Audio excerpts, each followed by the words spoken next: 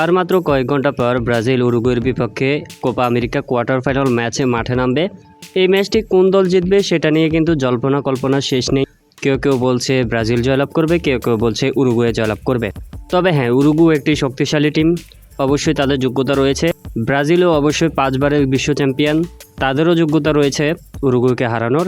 এখন দেখার বিষয় কোন দল জয়লাভ করে। তবে এবার বিড়ালের ভবিষ্যৎবাণী ফাঁস হয়ে গেল। জ্যোতিষী বিড়ালের সামনে যখন দুই দেশের পতাকা রাখা হয় এবং দুই দেশের পতাকার পাশে যখন খাবার রাখা হয়, তখন বিড়াল ব্রাজিলের পতাকার খাবারটি খেয়েছে। তার মানে বিড়ালের মাধ্যমে এতটুকুই বোঝা যাচ্ছে যে ব্রাজিল এই ম্যাচটি জয়লাভ করবে। বিড়াল ব্রাজিলকে সমর্থন করতেছে।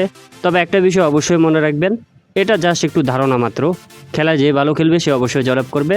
ভবিষ্যৎবাণীগুলি কিছুই হয় না, এটা শুধুমাত্র একটি ধারণা মাত্র। তো ভিউয়ার, আপনার কাছে কী মনে হয় অবশ্যই কমেন্ট করে জানাবেন। কোন দল জয়লাভ করবে, ব্রাজিল নাকি উরুগুয়ে? কমেন্ট করবেন অবশ্যই।